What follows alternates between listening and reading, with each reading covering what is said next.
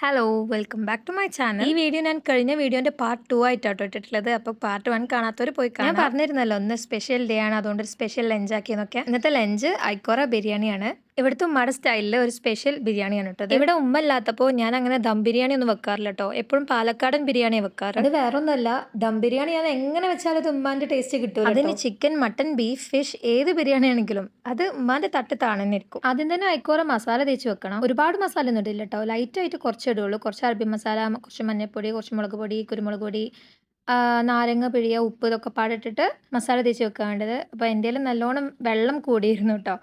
ഇതിൽ മസാലയിൽ തന്നെ നാരങ്ങൻ്റെ നീരൊക്കെ പാട് അധികമായി. അതിൻ്റെ പുറമെ മീനിലത്തെ വെള്ളക്കപ്പാടായിട്ട് ചെറുതായിട്ട് ഒന്ന് ഇതായി. സാറില്ല, ഞാൻ എന്തായാലും ആ മസാല പിന്നെ ബിരിയാണി മസാലയിൽ കൂടെ ഇട്ടു. ബിരിയാണിയിൽ നമ്മൾ ഉള്ളിയൊക്കെ വട്ടുമ്പോൾ അതിൻ്റെ കൂടെ ഇട്ടു. കഴിഞ്ഞ വട്ടം മൈക്കോറ കൊണ്ടുവന്നപ്പോൾ അതിലത്തെ വലിയ 4 പീസ് നോക്കി ഞാൻ ബിരിയാണിക്ക് വേണ്ടി മാറ്റി വെച്ചതാണ്. പക്ഷേ സത്യം പറഞ്ഞാൽ അങ്ങനെ ഒരു കാര്യം തന്നെ ഞാൻ മറന്നിരുന്നു. പിന്നെ എന്തെങ്കിലും ഫുഡ് ആക്കിയതിന് ശേഷം പിന്നെ എനിക്കതിൻ്റെ ഓർമ്മ. അപ്പോൾ പിന്നെ ഞാൻ അടുത്ത ദിവസത്തിന് വേണ്ടി അങ്ങനെ മാറ്റി വെക്കും. അങ്ങനെ അവസാനം ഇതാ ഇന്ന് ഉണ്ടാക്കുകയാണ്.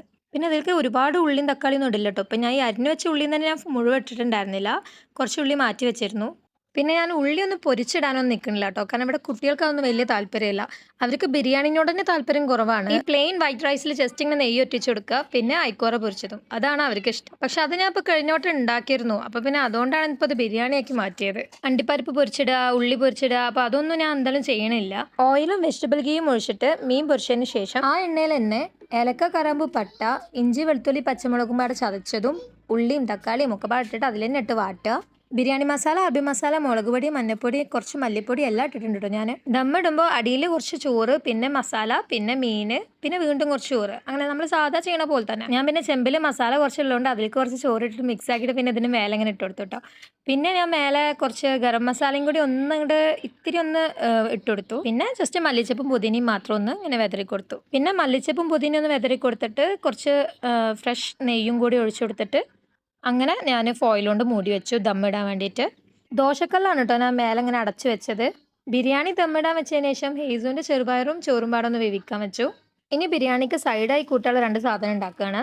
ക്യുക്കുംബറും തൈരും പുതിനയും ഒരു പച്ചമുളകും ഒക്കെ പാടെ മിക്സിയിലിട്ട് നല്ലോണം അരച്ചിട്ട് ഒരു ചട്നി ഉണ്ടാക്കി. പിന്നെ ഉള്ളി നല്ല നൈസായി അരിഞ്ഞിട്ട് തക്കാളിയും പച്ചമുളകും മല്ലിച്ചപ്പും ഒക്കെ പാടിട്ട് ഉപ്പും ഇട്ട് നല്ല മിക്സ് ആക്കിയിട്ട് സുറുക്കി മുഴിച്ചിട്ടുള്ള ഒരു സംഭവം. അതിനെന്താ എല്ലാവരും പറയാമെന്ന് എനിക്കറിയില്ല.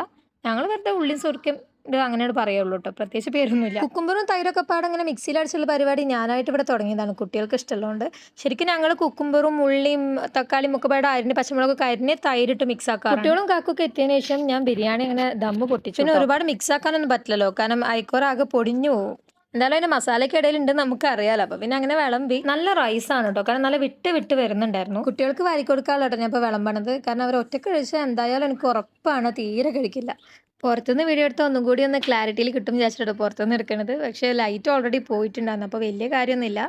ഇന്നൊരു സ്പെഷ്യൽ ഡേ ആണെന്ന് ഞാൻ പറഞ്ഞിരുന്നല്ലോ. ഇന്ന് November 12 എൻ്റെ ബർത്ത്ഡേ ആണ്. അൽഹംദുലില്ലാ ഇന്ന് എനിക്ക് 30 വയസ്സാവാണ്. കുട്ടികളും കാക്കുമ്പാടെ വരുമ്പോൾ ഇപ്പോൾ കൊണ്ടുവന്നാണ് കേട്ടോ ഈ കേക്ക്. മുൻപൊക്കെ എനിക്ക് 30 വയസ്സുള്ള ആൾക്കാരെന്ന് പറയുമ്പോൾ എന്തോ ഒരു സംഭവമായിട്ടാണ് തോന്നിയത്. ഒരു മുതിർന്ന ആൾക്കാർ, നമ്മളവരെ ഭയങ്കര റെസ്പെക്റ്റ് ചെയ്യും, അങ്ങനെയൊക്കെയാണല്ലോ. പക്ഷേ എനിക്കിപ്പോൾ 30 വയസ്സായപ്പോഴാണ് മനസ്സിലാവണത് ഇതിലൊന്നും വലിയ കാര്യമല്ല. എത്ര വലുതായാലും നമ്മളെ ഉള്ളിൽ ഒരു പ്രായം ഉണ്ടാവുമല്ലോ. ഇതാണ് നമ്മുടെ ബർത്ത്ഡേ കേക്ക്. ഗ്രാൻഡ് ബേക്കത്തെ ഒരു സൂപ്പർ സാധനമായിരുന്നു കേട്ടോ. നമ്മൾ ഡ്രീം കേക്കിൻ്റെ ഒക്കെ ഒരു വേറെ വേർഷൻ. ഇത് നമുക്ക് അൽറൈക്ക ഡേറ്റ്സ് ആൻഡ് നട്ട്സ് എന്ന് ഗിഫ്റ്റ് കിട്ടിയതാണ് കേട്ടോ. ദുബായ് വൈറൽ ചോക്ലേറ്റ് ഉണ്ടല്ലോ, കുനാഫ ചോക്ലേറ്റ്, അതിൻ്റെ ഇൻസ്പയർഡ് വേർഷൻസ് ആണ് കേട്ടോ. ഇതിൽ തിക്ക് സംഭവം വരുന്നുണ്ട്, അതുപോലെ തന്നെ ഇത് 3 നല്ല തിന്നായിട്ടുള്ളതാണ്. പിസ്താഷ്യോ, ന്യൂട്ടെല്ല ഒക്കെ വരുന്നുണ്ട്. ഇനി ഇന്നത്തെ ഡിന്നർ ടൈം ആണ് കേട്ടോ. ഡിന്നർ എന്ന് പറയാൻ മാത്രം ഒന്നുമില്ല കേട്ടോ, ജസ്റ്റ് തട്ടിക്കൂട്ട്. ലഞ്ച് ബിരിയാണി ആയതുകൊണ്ടും അത് കഴിച്ചത് വൈകിട്ടായതുകൊണ്ടും ഡിന്നർ ലൈറ്റ് ആക്കാൻ വിചാരിച്ചു. കുട്ടികൾക്ക് എഗ്ഗും ചീസും ആയിരുന്നു കേട്ടോ. അത് ഉണ്ടാക്കാൻ എൻ്റെ കൂടെ നമ്മുടെ ഹേസുക്കുട്ടി ഉണ്ടായിരുന്നു കേട്ടോ. പിന്നെ എനിക്കും കാക്കൂനും കോൺ സാലഡാണ്.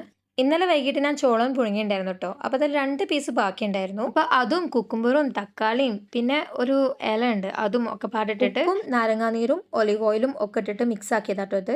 പക്ഷേ ട്വിസ്റ്റ് എന്താണെന്ന് വെച്ചാൽ ഇത് കുട്ടികൾക്ക് ഭയങ്കര ഇഷ്ടമായിരുന്നിട്ട് അവരിതിൽ പകുതിയോളം കഴിച്ചു കേട്ടോ. അപ്പോൾ പിന്നെ ഞാൻ വീണ്ടും കുറച്ചുകൂടി അതിലേക്ക് ആഡ് ചെയ്തിട്ട് ഞങ്ങൾ കഴിച്ചു. അത് കഴിഞ്ഞ് ഹേസുവിന് ഫുഡ് കൊടുക്കാൻ വേണ്ടി ഒന്ന് പുറത്തിറങ്ങി. ഈ ശീലം ഞാൻ നിർത്തിയതായിരുന്നു കേട്ടോ.